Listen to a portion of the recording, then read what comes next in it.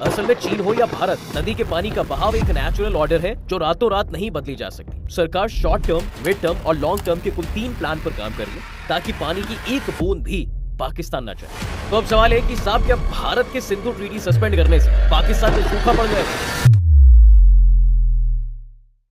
22 अप्रैल को पहलगाम अटैक होता है, 23 अप्रैल को सीएसएस की मीटिंग होती है और इस मीटिंग के बाद 24 अप्रैल इंडियन गवर्नमेंट पाकिस्तान के साथ साल 1960 में हुई सिंधु वाटर ट्रीटी को सस्पेंड कर देता है। ट्रीटी सस्पेंड होते ही देश भर में क्वेश्चन राइज होने लगा कि इसका इम्पैक्ट दिखने में तो सालों लग जाएंगे, यानी इस फैसले से पाकिस्तान का इंस्टेंट नुकसान नहीं होगा। तो फिर इस फैसले का मतलब क्या बनता है? तो बात यह है साहब कि इंडिया भले ही पाकिस्तान जाने वाला पूरा पानी रोक नहीं सकता, लेकिन इसके फ्लो को कंट्रोल जरूर कर सकता है। इंडिया ने पहले चिनाब का फ्लो रोका, फिर 26 अप्रैल को झेलम का पानी अचानक छोड़ दिया। सिंधु ट्रीटी सस्पेंड होने की वजह से पानी का डेटा शेयर नहीं किया गया, इसलिए सरहद पार अचानक अफरा तफरी मच गई और वाटर इमरजेंसी लगानी पड़ी। सिंधु ट्रीटी सस्पेंड करके इंडिया कैसे लंबी प्लानिंग कर रहा है? क्या इंटरनेशनल फोरम पर पाकिस्तान शोर मचाएगा? अगर ऐसा किया तो इससे निपटने का कोई प्लान है?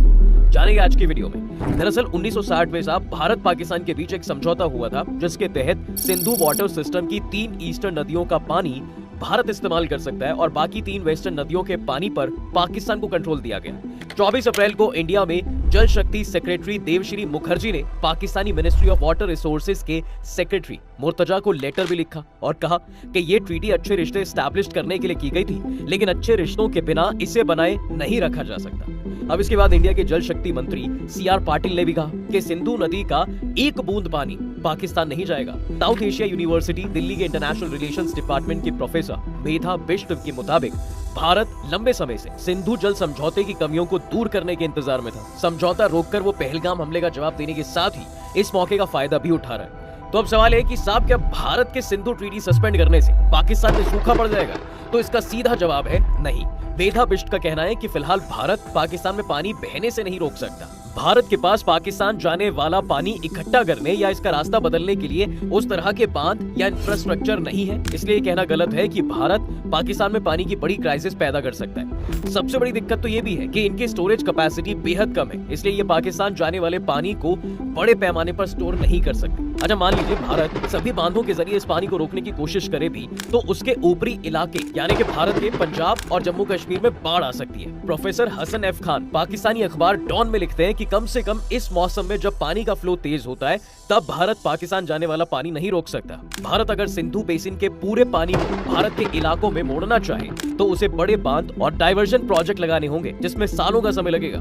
तो फिर सवाल वही है कि अगर फिलहाल पाकिस्तान जाने वाले पानी को रोकने की कैपेसिटी नहीं है तो इसके पीछे इंडिया का मकसद क्या है? देखिए, महसूस करिए कि एक सुबह आपको पता चले कि आज पानी नहीं आ रहा, फिर अगली सुबह हाल ये हो जाए कि आपके मोहल्ले की गलियों से लेकर घर के कमरे तक पानी से भरे हो। किस दिन क्या होगा आपको पहले से खबर ना मिले। अब इसी तरह भारत भले ही रातों रात पाकिस्तान का पूरा पानी हमेशा के लिए नहीं रोक सकता, लेकिन वो टेम्परेरी झेलम, चिनाब और सिंधु जैसी नदियों के पानी का फ्लो कंट्रोल करके पाकिस्तान के पंजाब के इलाके से लेकर कराची तक पानी की सप्लाई डिस्टर्ब जरूर कर सकता है। बिष्ट के मुताबिक भारत के पास अब पानी का फ्लो डिस्टर्ब करके और उससे जुड़ी जानकारी रोककर पाकिस्तान में पानी की कमी या छोटी बाढ़ लाने की कैपेसिटी है।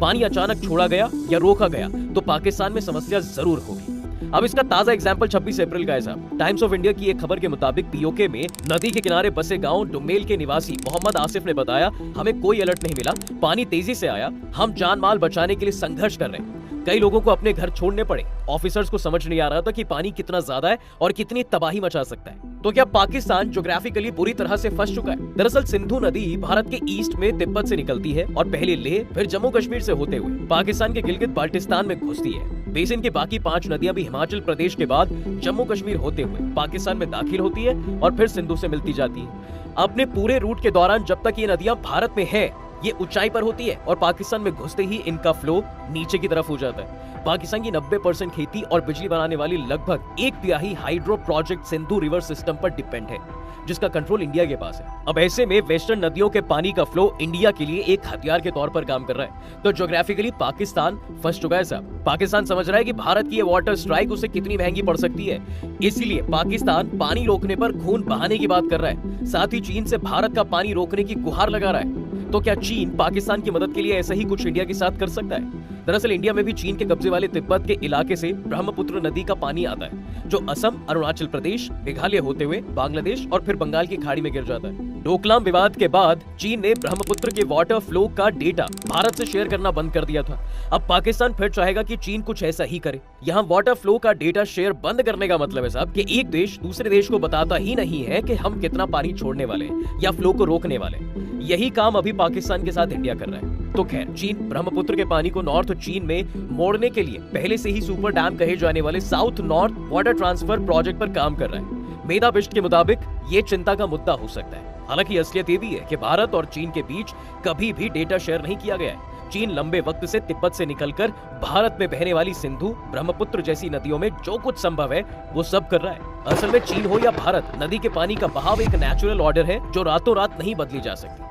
ऐसे में भारत पाकिस्तान पर अपना दबदबा बनाने के लिए सिंधु वाटर ट्रीटी को लेकर 3 स्टेप्स में लॉन्ग टर्म प्लान कर रहा है। तो ये 3 स्टेप्स में लंबा खेल क्या है? दरअसल केंद्रीय जल मंत्री CR पाटिल ने कहा कि एक रोड मैप तैयार किया गया है। सरकार शॉर्ट टर्म, मिड टर्म और लॉन्ग टर्म के कुल 3 प्लान पर काम कर रही है ताकि पानी की एक बूंद भी पाकिस्तान न जाए। हालांकि उन्होंने और ज्यादा डिटेल शेयर नहीं की। एक्सपर्ट्स के मुताबिक ये प्लान कुछ इस तरह हो सकता है। स्टेप 1, नई सिंधु वाटर ट्रीटी की जमीन तैयार करना। दरअसल सिंधु जल समझौता भारत के लिए फायदे का सौदा कभी नहीं रहा। 1960 में वर्ल्ड बैंक की देखरेख में भी ये ट्रीटी हुई थी। तब भारत चाहता था कि पाकिस्तान की तरफ से हमले होने बंद हो जाएंगे, लेकिन ऐसा नहीं हुआ। ट्रीटी के रूल्स के अकॉर्डिंग इंडिया पानी के इस्तेमाल में कोई भी बदलाव बिना पाकिस्तान की मर्जी के नहीं कर सकता। साल 2024 में इंडिया ने ट्रीटी के बदलाव की मांग करते हुए पाकिस्तान को एक नोटिस भी भेजा था, जिस पर पाकिस्तान ने कोई गौर नहीं किया।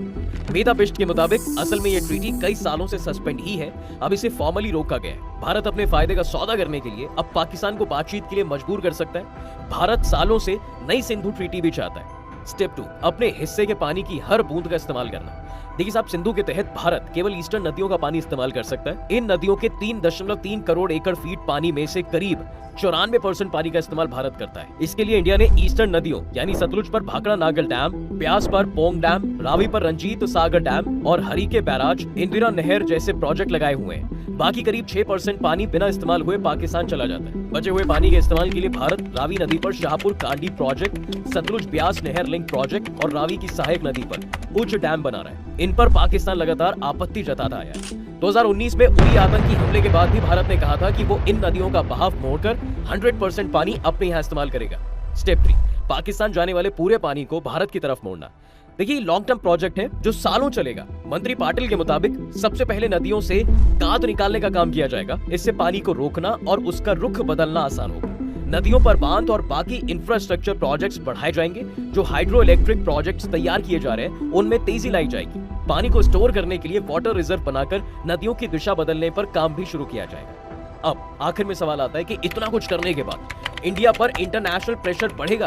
अगर ऐसा हुआ तो इंडिया इसे कैसे हैंडल करेगा? देखिए, सिंधु वाटर एग्रीमेंट एक परमानेंट ट्रीटी है। इसे कोई एक देश अपनी मर्जी से सस्पेंड नहीं कर सकता। दोनों देश मिलकर ही इसमें कोई बदलाव कर सकते हैं। इसके अलावा इसमें गारंटर के तौर पर वर्ल्ड बैंक भी शामिल है। विवाद की स्थिति में पाकिस्तान वर्ल्ड बैंक के अलावा इंटरनेशनल कोर्ट में भी मामला ले जा सकता है। हालांकि स्ट्रेटेजी एनालिस्ट ब्रह्मा चेलानी कहते हैं, वेना समझौते के लॉ ऑफ ट्रीटीज की धारा 62 के तहत इंडिया इस बेस पर ट्रीटी से पीछे हट सकता है कि पाकिस्तान उसके खिलाफ आतंकी ग्रुप्स का इस्तेमाल कर रहा है। इंटरनेशनल कोर्ट ने भी कहा है कि अगर मौजूदा स्थितियों में कोई बदलाव हो तो कोई भी ट्रीटी सस्पेंड की जा सकती है। मीडिया रिपोर्ट्स के मुताबिक अगर पाकिस्तान इस मुद्दे को इंटरनेशनल कोर्ट में ले जाता है, इससे पहले ही इंडिया खुद को लीगली प्रिपेयर कर रही है।